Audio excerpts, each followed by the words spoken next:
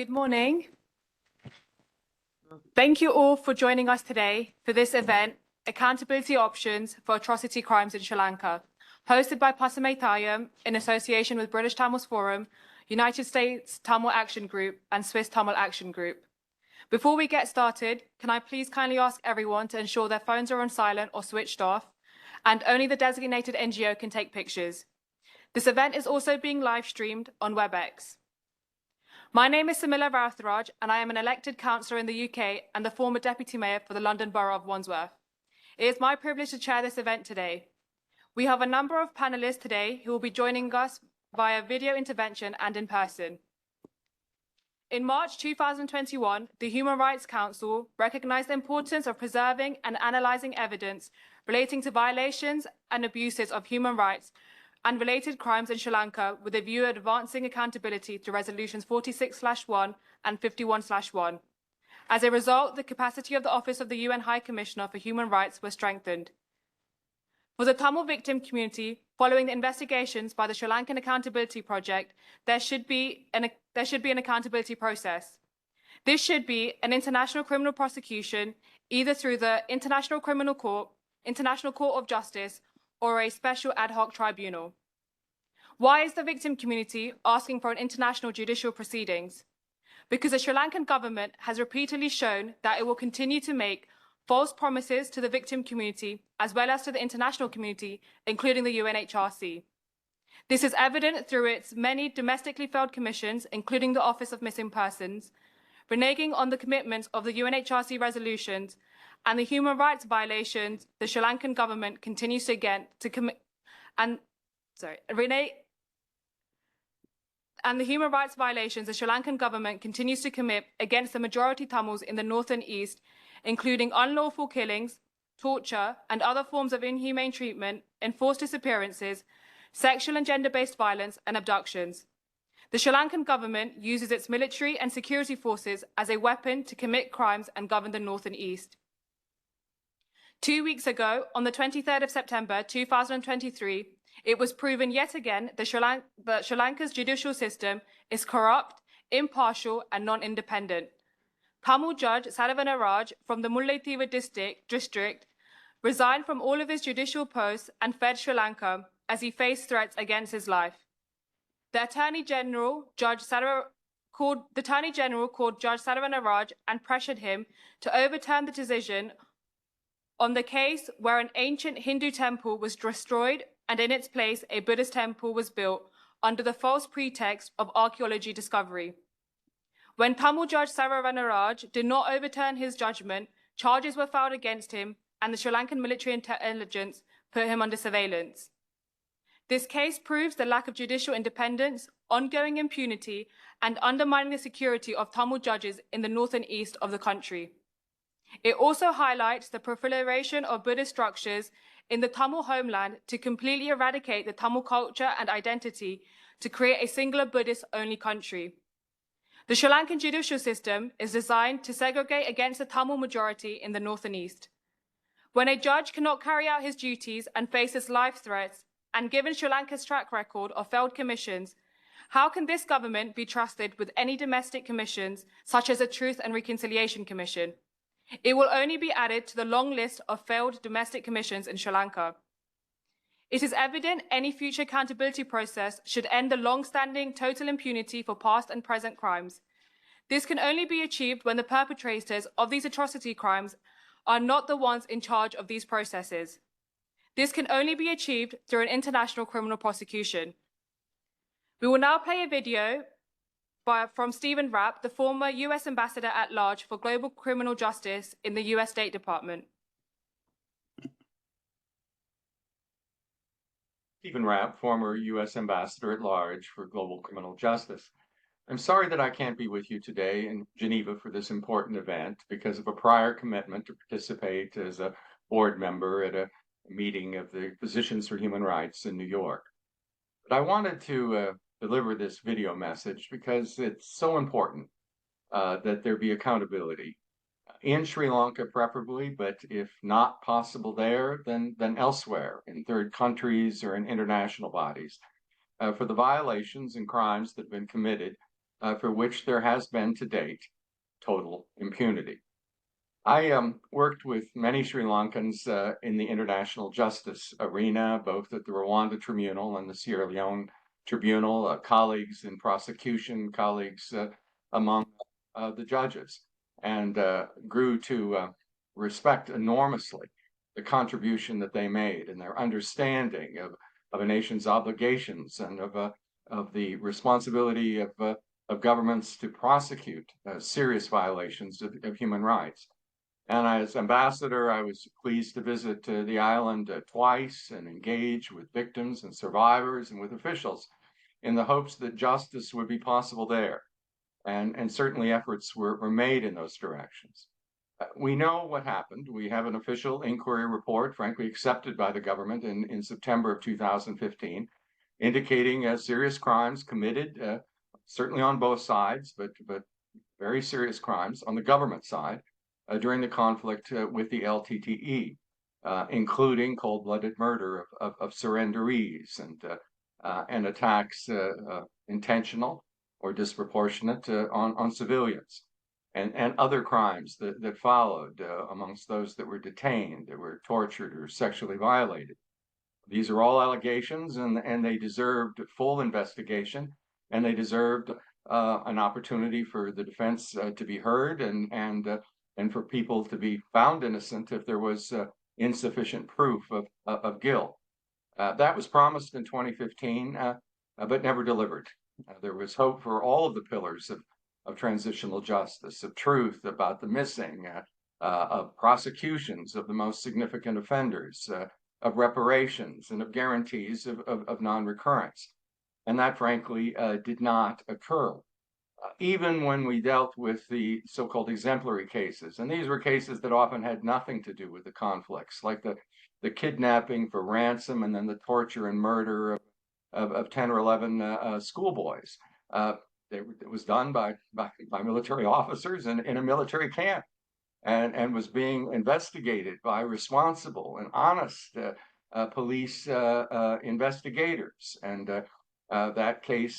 those cases never resulted in final action. Indeed, during the Gotabaya Rajapaksa government, those particular individuals were frankly run out of their positions and persecuted. And there was an effort to cover it all up and have a commission of inquiry that ironically went after those that were upholding the rule of law. We know the effects of that. We know the effects of impunity. Impunity, when some people get away with things, other people believe they can do the same. That's part of the reason why we continue to see these incidents of detention and torture and ransom. In fact, and I've actually met with scores of survivors that have arrived in other countries that went through torture in Sri Lanka in the last 4 or 5 years, and eventually, because their families were essentially extorted to payments, these individuals survived and arrived in other countries where we did, fully forensic medical, examinations of them and psychological evaluations, and proved indeed what had happened. And there was nothing but denial for those allegations. Why did those individuals think they could get away with it? Well, because others had. And indeed, the economic crisis that the country's experienced in the last few years is a reflection of that.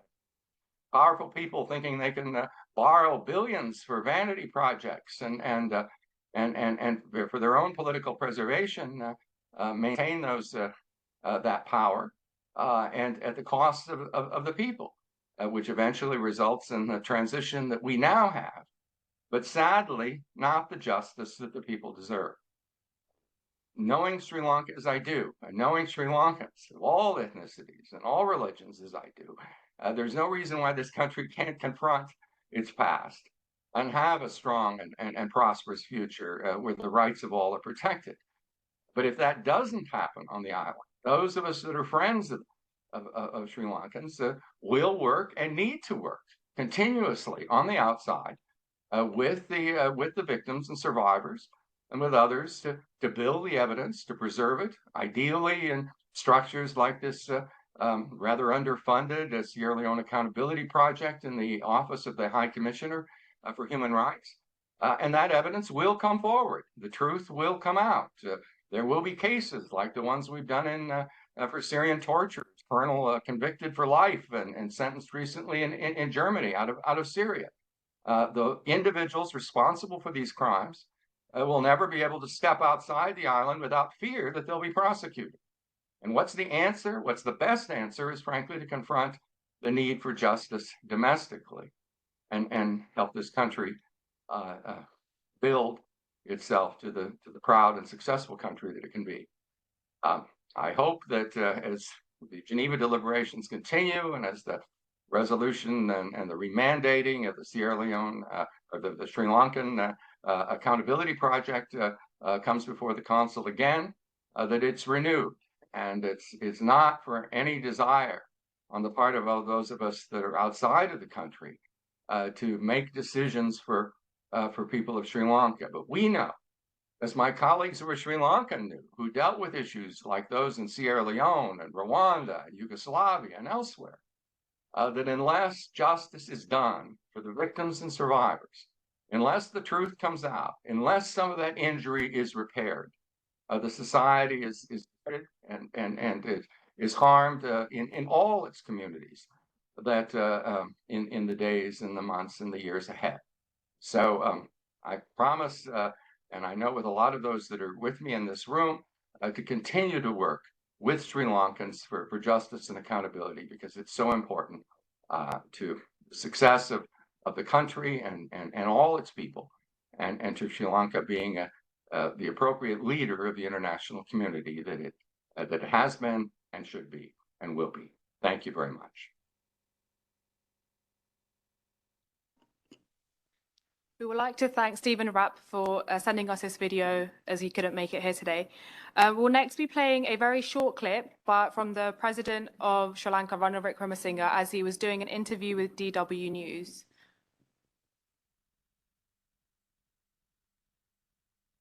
Paper by the cardinal, and you're reading it out there. Have you spoken to the Bishops' Conference? Sorry? Have you spoken to the Catholic bishop? No, I have Then not. you have no right to ask me this question. Well, I think that's an exaggeration. I think that it's in the public interest to ask the question. The public interest I am answering. Who are you? So can I move on to the next question? Okay. So here is, I mean, you cannot sort of, you didn't come here to ask questions. You try to corner me. The government is not doing anything. I have certainly not claimed that you're not doing anything. You will take this Western attitude out. I'm not, I said, you are doing it. I think it's actually the case that you have several people that have requested an international aided independent investigation of the Eastern bombings. Sri Lanka government doesn't have international inquiries. Full stop.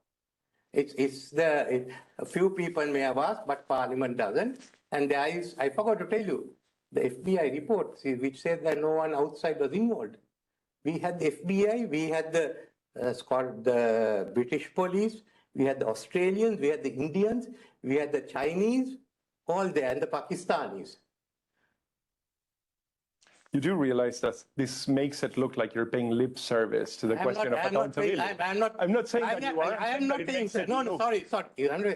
If the FBI has come in, if the Indians have come in, if the English have come in, if the Australians have come in, if the Chinese have come in, and if those secret services agencies have given reports, then what are you saying? Well, I'm saying that what I'm saying is you're talking nonsense. May I ask, it might well be, but you have a long history. May I ask a question? You can answer whatever way you want, but if you would let me ask the question, then at least we can get to that. I'm telling you, don't come and accuse me. That is not the way you run. Look, I have been doing this game long before you. I believe you. I've been involved in television, I've been in media. That's perfectly fine. Okay, right. You will not, I am telling you, we have a thing that the Western media thinks we are bad. The way we have inquiries, we are by using Sri Lankan personnel. Now you're saying, look, that is out. We don't.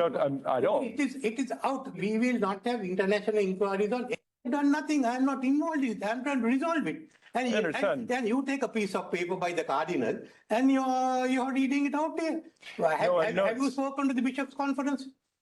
Sorry? Have you spoken to the Catholic bishop? No, I have Then you not. have no right to ask me this question. Well, I think that's an exaggeration. I think that it's in the public interest to ask the question. In the public interest, I am answering. Who are you? So can I move on to the next question? Okay. So here is, next question.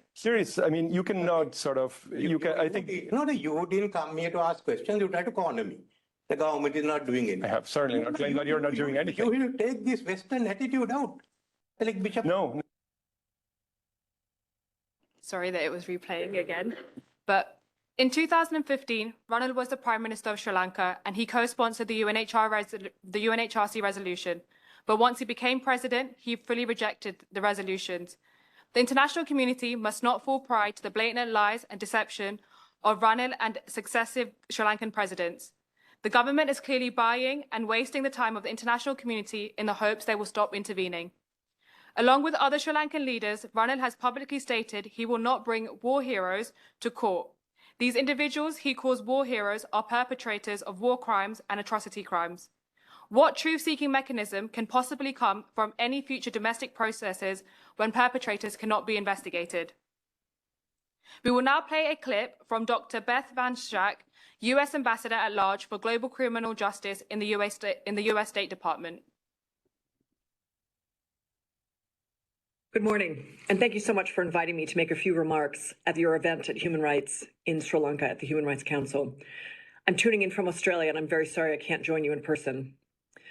The Office of Global Criminal Justice in the U.S. State Department, which I have the honor to lead as the 6th Ambassador at Large for Global Criminal Justice, seeks to advance accountability for war crimes, crimes against humanity, and genocide around the world. We are motivated by the recognition that measures of accountability for those most responsible, coupled with an honest assessment of the past, are prerequisites to a durable peace and a prosperous future.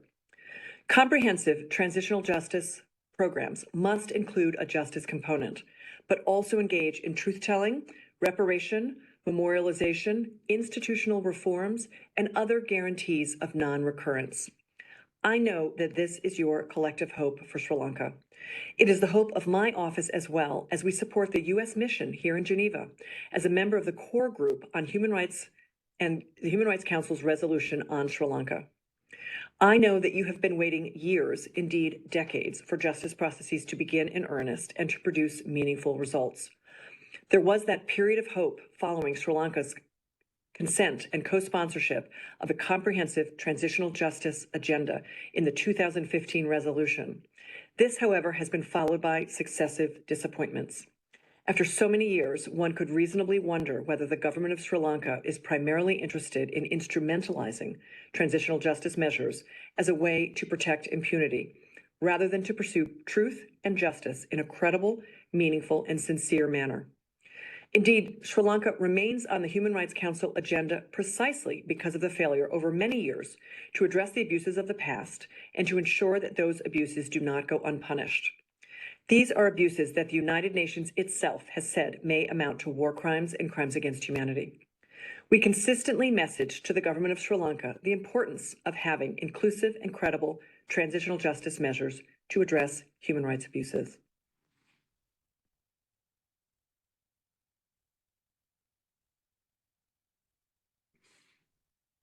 A sincere commitment, for example, would include the following actions. Acknowledgement that the Sri Lankan military and security forces committed atrocities, particularly in the final months of the war. Acceptance of the OHCHR's 2015 investigative report, the OSIL report, would be an appropriate place to start. Repeal of the notorious 1979 Prevention of Terrorism Act, the PTA, and ensuring that any replacement counterterrorism legislation aligns with international human rights standards. After all of these years, the fact that the PTA is still on the books and remains flawed despite some improvements suggests a reluctance to fully let go of such a repressive tool. An end to torture and other mistreatments in detention, and ensuring that anyone who had committed torture is held accountable. The military would be right-sized to align with current security needs and budgetary constraints. This is something that must be done and not simply talked about. Persons who have been credibly involved in gross human rights violations would be removed from senior positions of power, and they would be held accountable.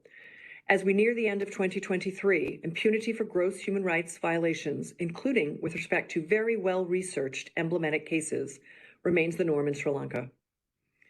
As the government appears intent on establishing yet another TRC, it is critical that the process for establishing any commission and the work of the commission itself must be inclusive, independent, impartial, and transparent. It must go beyond simply issuing another report, but rather must work to implement existing recommendations, make new ones, and also have the authority to refer serious violations to a credible court. This is the only way that victims and survivors could endure yet another process of re-traumatization without results. Harassment, intimidation, and surveillance of civil society actors and human rights defenders must cease. How a government engages with civil society and human rights defenders reveals its true intentions. Land returns would be completed without other lands being simultaneously confiscated, particularly when the military also remains engaged in economic enterprises in the North and the East. These are activities that take away from the livelihoods of the civilian population. And a serious commitment to making progress on reconciliation would be demonstrated by holding provincial and local elections. The president, of course, has initiated political discussions in this regard, and this is an important first step. Talks, however, must offer a clear pathway for moving towards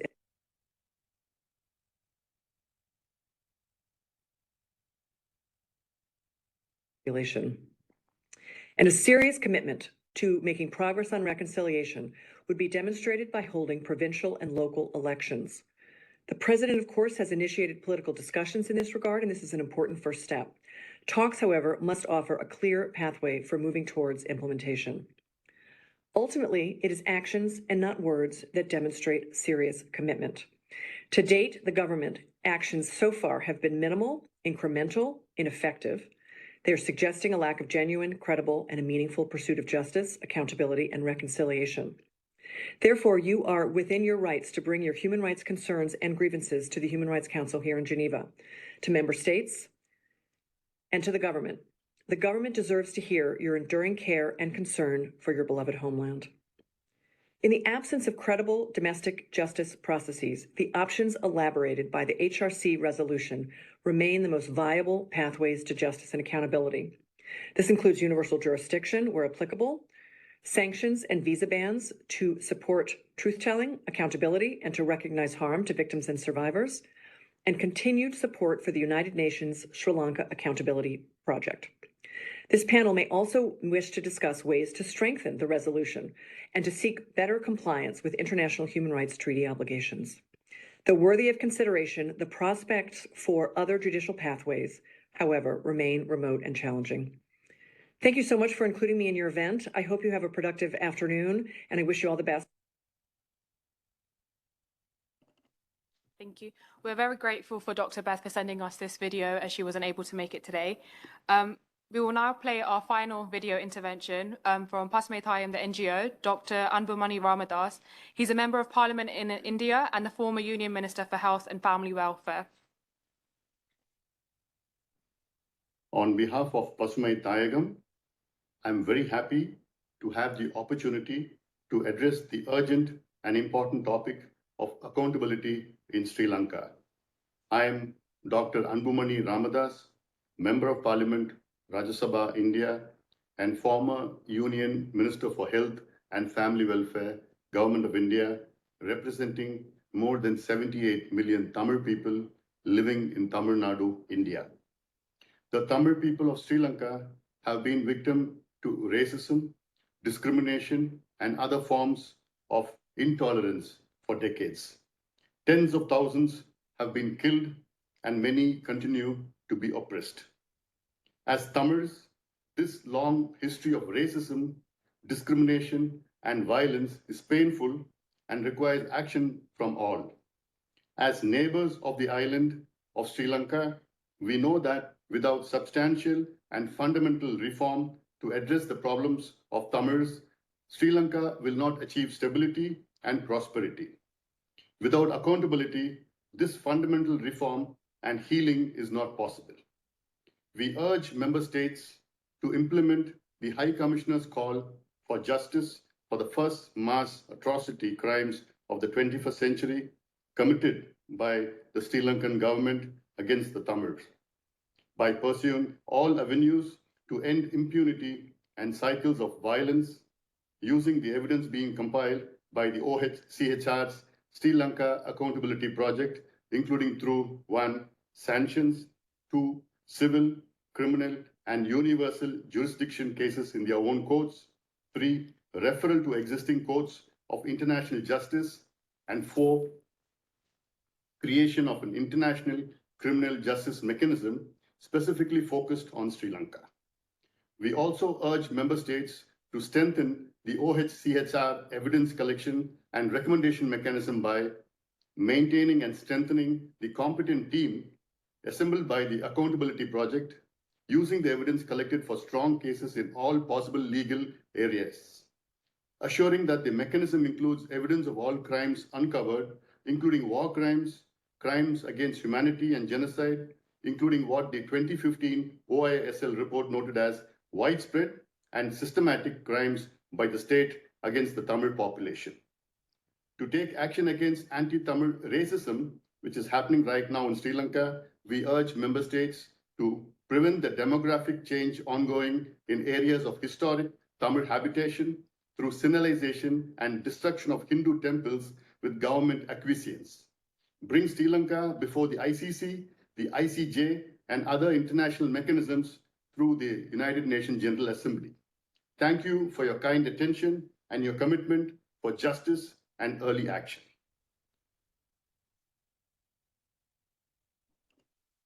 Thank you. I will now pass you over to Ms. Maliha Wilson, the former Assistant Deputy Attorney General for Civil of the Government of Ontario, and she's also an international human rights lawyer. Thank you, Sharmila. I'm very honored to be here today to speak on this matter. My title of my speech, I call it my working title, is "In the End, There's Nowhere to Hide." What I'm going to talk about is international criminal accountability mechanisms, and specifically universal jurisdiction, which is a growing legal concept. And I will be, of course, speaking about Sri Lanka, drawing on the Canadian example. Universal jurisdiction has been endorsed by numerous countries, over 110 countries now, but I think Canada can provide a good example of how this has been developed. So to start with, universal jurisdiction is an international law principle that allows countries to prosecute certain serious international crimes, regardless of where the crimes were committed, the nationality of the perpetrator, or the nationality of the victim. This principle is based on the idea that some crimes are so heinous and contrary to the principles of humanity that they are of concern to the international community as a whole. And universal jurisdiction is a means to ensure that those responsible for such grave offenses do not enjoy immunity and can be held accountable before a court of law. Interestingly, no one state can guarantee non-prosecution because UJ is a right held by individual states.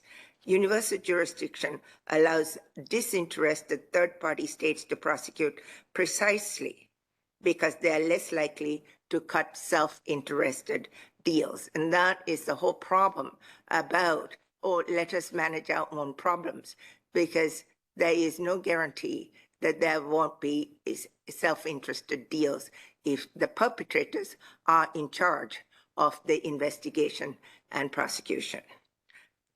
So universal jurisdiction came about because post-World War II, we have a lack, although we are in an international rules-based order system, we have a lack of international courts. We have the ICC, which is overwhelmed, ICJ, etc., and then various regional, international human rights courts, which have treaties upon treaties before countries can gain jurisdiction to get the benefit of those international courts. So therefore, this notion of universal jurisdiction has gained more and more popularity. Now, the crimes that UJ deals with mainly are genocide, crimes against humanity, war crimes, and torture. And this is something very particular also to the Tamil issues per se. And it's typically exercised by a country's domestic courts, which can try individuals accused of these crimes, even if, as I said, the crimes occurred outside of the country's territory and the accused has no connection to the country. But there are some principles that come into play here, which are important, and which has actually led to the development of universal jurisdiction laws and to what is referred to by legal academics as the vernicularization of universal jurisdiction principles and the principles that were set out in the Geneva Conventions post-war. They were drafted in 1949 or thereabouts. Time has moved on. The concepts have changed because of everything that's happened since then. And the implementation of these the universal jurisdiction principles have led to the legal interpretations that are more akin and suitable to what is currently happening.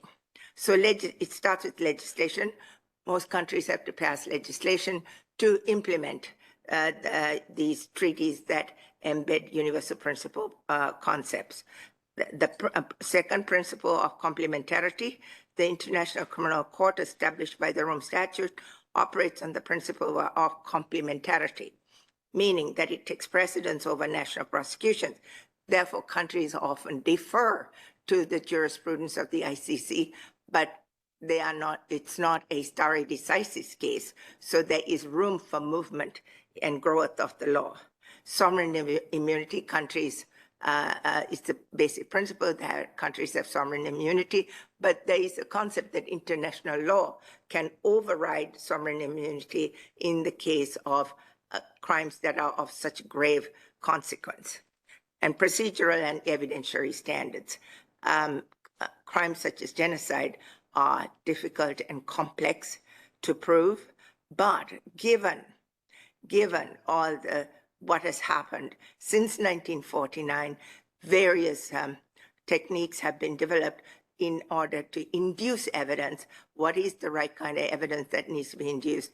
What is the right standard of proof, etc., to make the proving of a crime such as genocide more possible? And I will get to that shortly. And these cases, needless to say, are complex and can have diplomatic and political consequences. So therefore, countries have to consider, or are supposed to consider, these factors when deciding whether to indict a person under one of the any of these heads. And it should be known that when a person is indicted for these crimes, person or persons, they're usually inclusive. So it's not just genocide, but it's genocide, crimes against humanity, torture, etc. And then the cases go on, and so they get in some cases indicted and convicted on one of these crimes, often under the crime of genocide. And I'll use a Canadian example to show how that happened.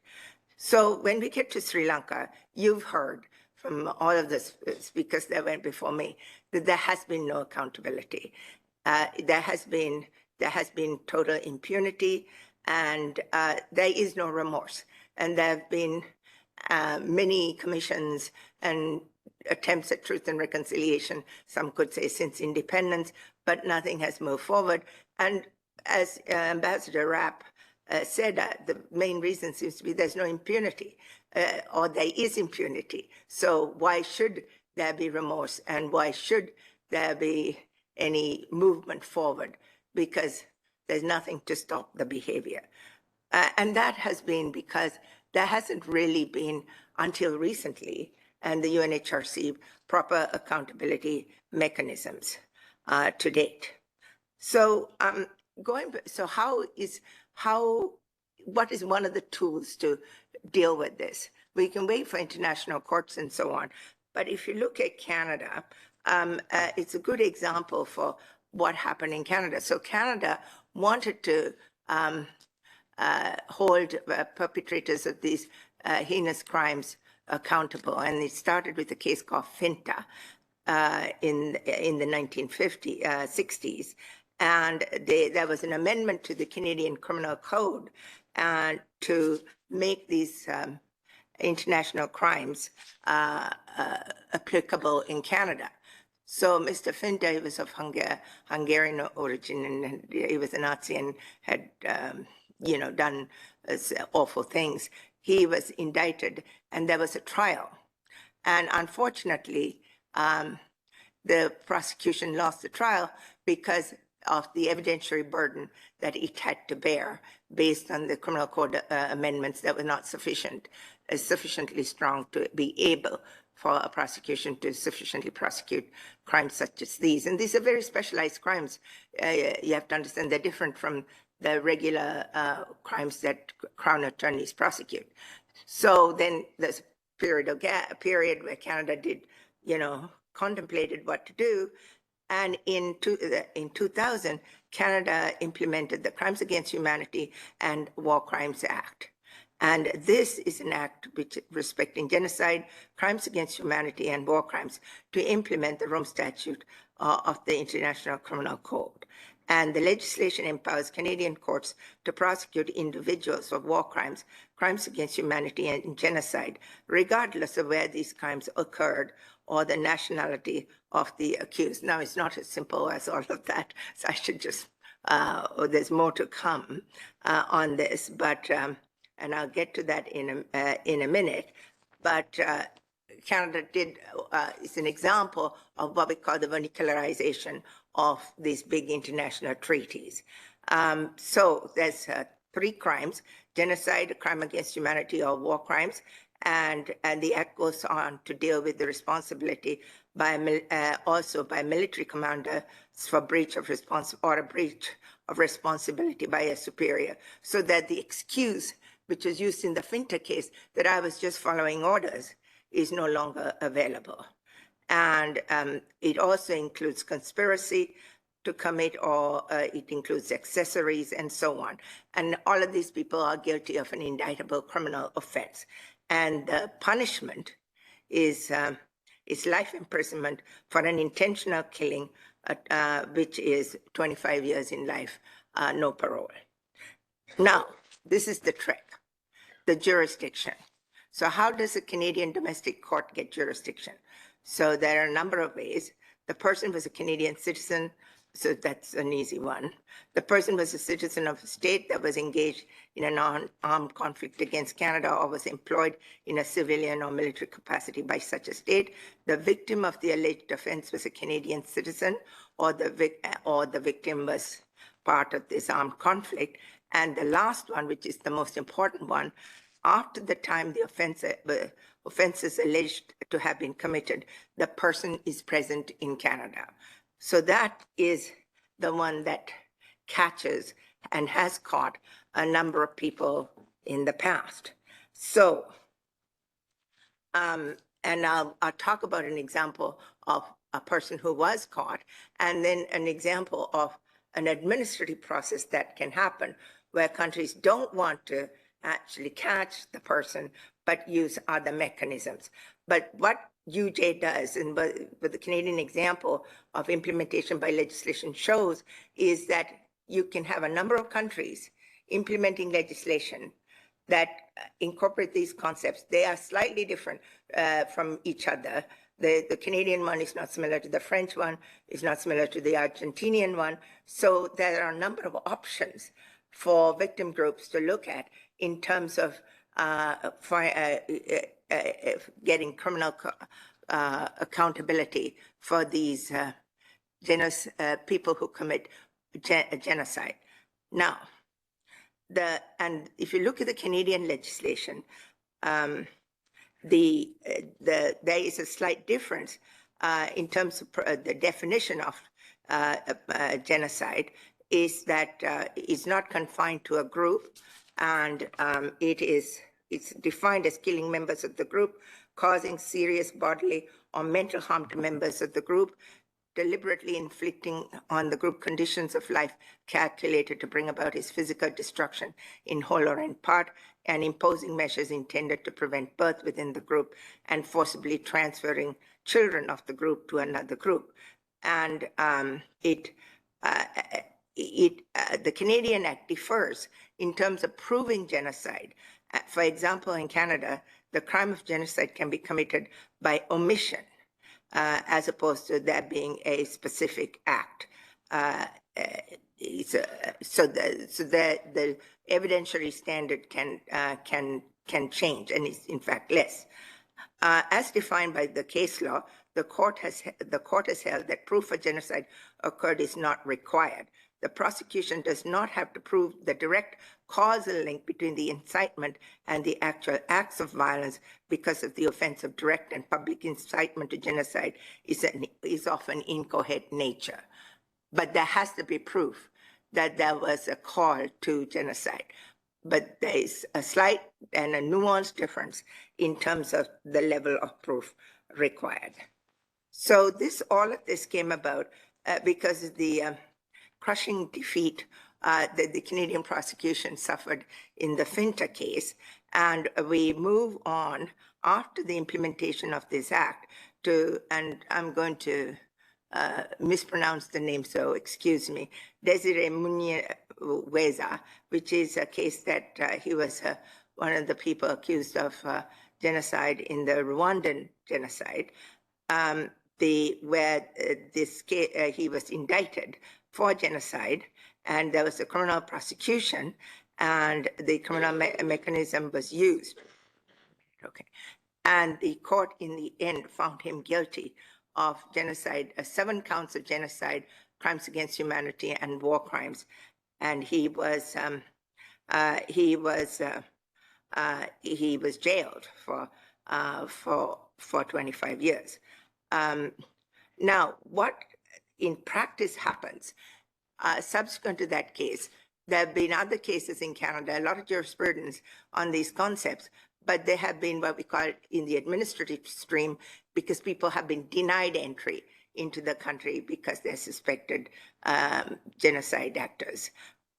So the country, and before you can indict a person for genocide, the Attorney General of Canada has to approve it. So that's a further, hierarchy that one has to go through. And that's obviously because of the gravamen of the offense, and it's international, and so on, and so should it be. But if one country refuses, another country, that's why the title is, there's nowhere to hide in the end, can pick it up. There's no control. If you have one criminal tribunal that sets up an investigation and prosecution, then you set out the rules, you know what you're dealing with, and there's more control. In the UJ instance, each country can have their own rules. So Canada says, okay, we won't let the person in. France can say, yes, we will let the person in. It's in our public interest to prosecute this person and find him or her criminally liable if the evidence so allows. Okay. So to conclude, there's many avenues that are not obvious immediately that can be used, but certainly UJ is one that is out there and is being looked at more and more by a number of countries. So thank you. With that, I will finish. Thank you so much, Ms. Wilson. We appreciate you joining us all the way from Canada to be here today. It gives me a great pleasure to welcome our next speaker, Ms.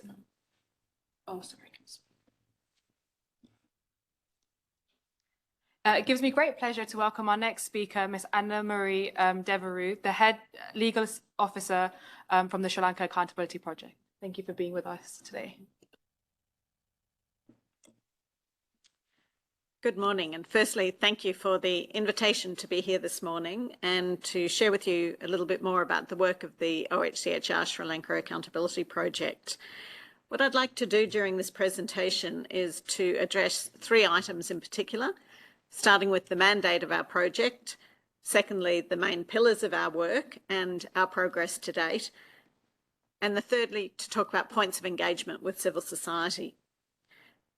As you know and has been mentioned by previous speakers, our project was established pursuant to a request from the Human Rights Council. In 2021, through Resolution 46.1, the Council recognised the importance of preserving and analysing evidence relating to violations and abuses of human rights and related crimes in Sri Lanka, with a view to advancing accountability, and decided to strengthen, in this regard, the capacity of OHCHR to do four things: to collect, consolidate, analyse and preserve information and evidence. Secondly, to develop possible strategies for future accountability processes for gross violations of human rights or serious violations of international humanitarian law in Sri Lanka. Thirdly, to advocate for victims and survivors. And fourthly, to support relevant judicial and other proceedings, including in member states with competent jurisdiction. At last year's session of the Council in October 2002, the project was extended and reinforced for a period of 2 years, pursuant to Resolution 51.1 of the Council. The adoption of Resolution 46.1, however, needs to be seen against the background of the ongoing concern of the Human Rights Council, the UN and OHCHR with the serious violations that have occurred in Sri Lanka over many years, as well as the failure of the Sri Lankan authorities to fulfil their responsibilities in the field of accountability. In June 2010, the Secretary-General commissioned the panel of experts to advise him on the implementation of the commitment of the President of Sri Lanka and the Secretary-General of the UN. In 2014, the Human Rights Council requested the UN High Commissioner to undertake a comprehensive investigation of alleged serious violations and abuses of human rights and related crimes by both parties in Sri Lanka, and to establish the facts and circumstances of such alleged violations, with a view to avoiding impunity, what we call the OISL report. Both bodies concluded that serious violations had occurred in Sri Lanka. The Secretary-General's panel of experts concluded that, quote, the conduct of the war represented a grave assault on the entire regime of international law designed to protect individual dignity during both war and peace. The OISL report highlighted the need for authorities, quote, to tackle comprehensively the deep-seated and institutionalised impunity that generates the risk of such violations being repeated, end quote. I think with this audience, I need not go into detail as to the violations which have been outlined by previous speakers, other than to acknowledge the range of violations and the scale of those violations which have occurred. Even when looking at the official figures from, for instance, the Sri Lankan Presidential Commissions of Inquiries, with varying temporal mandates, confirming over 25,000 cases of enforced disappearances, and other sources putting the estimates much higher, or the panel of experts quoting some 40,000 civilian deaths during the last years of the war. With domestic initiatives having repeatedly failed to realise victims' rights to truth, justice, reparations, and guarantees of non-recurrence, impunity remains deeply entrenched. Expressing concern at the fact that over a decade after the end of the conflict, there remained little real accountability for violations, the High Commissioner in 2021 called for further international action, a call which was echoed by many partners in civil society.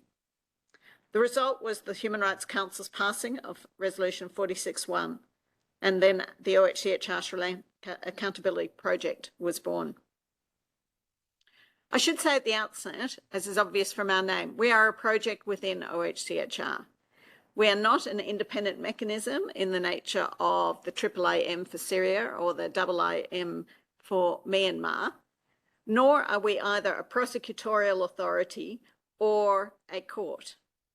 However, we are a modest team of 11 persons, and at full strength will be 14, which includes specialists in different areas, including legal expertise, investigators, gender and child rights specialists, analysts, victim protection, case management, translation, information management, and administrative support. So we are designed to fulfil our mandate and thereby contribute to other forms of accountability initiatives. And perhaps that's a good segue to speak more specifically about the pillars of our work and our progress to date. So our resolution was passed in 2021. We became operational in mid-2022, and we've now had around 16 months of full operational capacity. To talk about the first pillar of our work, the collecting, consolidating, analysing and preserving information and evidence, our focus has been on establishing and maintaining a central repository containing the information and evidence of the violations and related crimes for potential use in future accountability processes, and to expand the available information base in the repository that can then be extracted and retrieved for other processes. This includes fully incorporating information from the previous OISL investigation and having access to some of the records of the panel of experts for the purpose of responding to a request from a state authority. We have incorporated now information from some 9 information providers, mainly NGOs and academic sources, and we're continuing to negotiate with other information providers for access to that information. This is itself a complex task involving negotiating about the terms on which we receive the information, the consents in relation to the use of that information, and also ensuring that we document the provenance of the material, again, to maximise its potential use in future proceedings. We're using an e-discovery system to help us organise the material and to make it more accessible when needed in relation to, for example, requests from state authorities, for instance, in relation to universal jurisdiction investigations and prosecutions, as the previous speaker has outlined. We're also exploring the use of various online translation services to enable enhanced functionality in Tamil and Sinhalese. We've established protocols for the receipt of this information and the use and sharing of information and evidence. In addition to that repository function, we are undertaking proactive investigations in specific areas. We recognised at an early stage analysing the earlier information that there was strong information on, if you like, the crime basis or the fact basis of violations. But there was a need for strengthened information and evidence in relation to things like linkage evidence, that which would actually establish the connection between the violations and particular individuals for the purpose of accountability. So we're seeking to build upon the earlier fact-finding of the patterns of violations and develop what we call accountability files. We've had to prioritise particular areas given the resources available to us. So we have prioritised select cases within the area of unlawful killings, SGBV and torture in detention settings, enforced disappearances and violations against children, in particular child recruitment and use in hostilities. The work involves systematically reviewing the existing information before carrying out further investigative work. And by its very detailed nature, it's necessary to focus on a small number of cases. We take into account a range of criteria as we set out in the recent report to the Human Rights Council. But that includes also looking at where potential opportunities are for specific accountability action. We're also aware of the enormous work which has been conducted by others, whether that be state authorities or NGOs in the past and continuing in the present. So we're not seeking to duplicate that work which has been carried out, but instead to fill gaps to strengthen accountability initiatives. In relation to the second part of our mandate, which is developing possible strategies for future accountability processes, we aim to increase the awareness of potential accountability processes. So we have been mapping the existing international and domestic processes, and which has been outlined in some of our reports, whether that be the attempts in the area of universal jurisdiction, attempts to enliven the jurisdiction of the International Criminal Court, sanctions, truth-seeking at the international level, as well as keeping abreast of domestic developments. We're also seeking to increase the capacity and willingness of actors to pursue or support accountability processes, which involves the contacts with relevant networks such as the EU network, NGOs and states, and we undertake specific capacity building activities for civil society. Our focus this year has been in relation to issues of security, including digital security for those working within the accountability space. We also are aiming to identify potential ways forward in accountability space, and that's why it's interesting also for us to be here at today's session, because we very much want to ensure that we are listening to the voices of victims in relation to where are the priorities in the accountability space. And in this line, this links into our advocacy for victims and survivors. So in addition to incorporating victim-centric approaches in our methodology of the project, including in particular placing a particular priority on doing no harm to victims and witnesses and being very conscious of issues of security for those who are engaging with the project, we also are engaging with victims and survivors about their perspectives on our project and carrying out specific consultations. So we've had bilateral contact with over 120 organisations in Sri Lanka, and we are proceeding at the moment with both focus group discussions and some specific professional area consultations.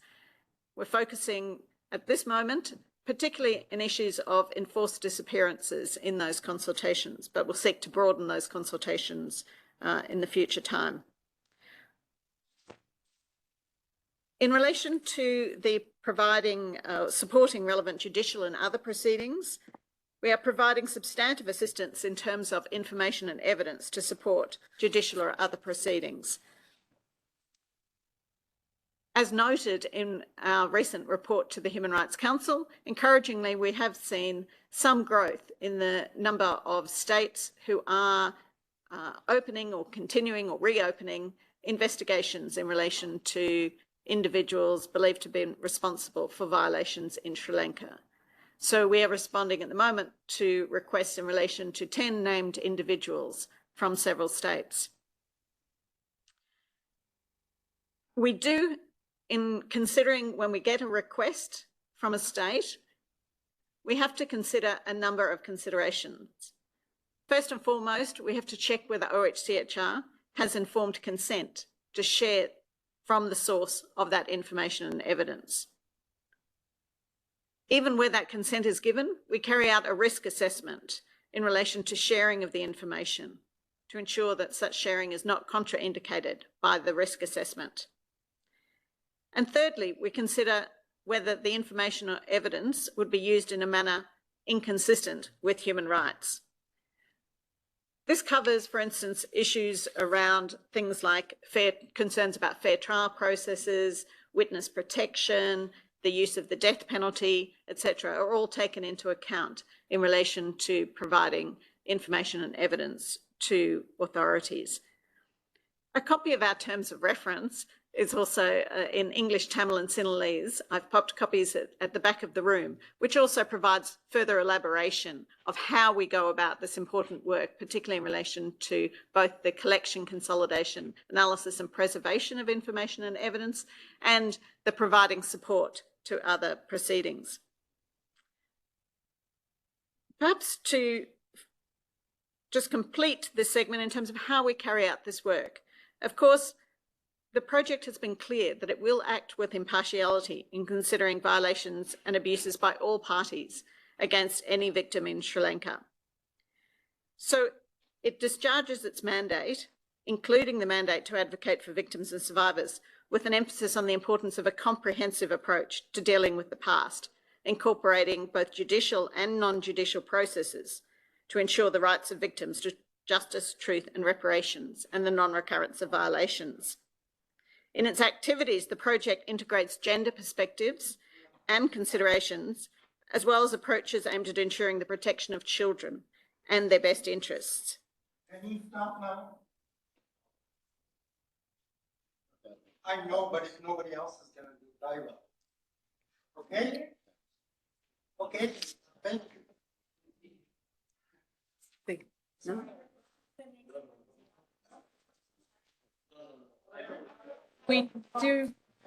We do apologise for overrunning. We would like to thank Ms. Devereaux for your time and we appreciate it.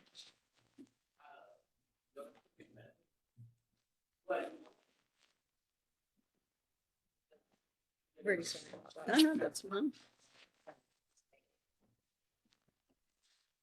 Thank you all for coming. We really appreciate your support. Thank you.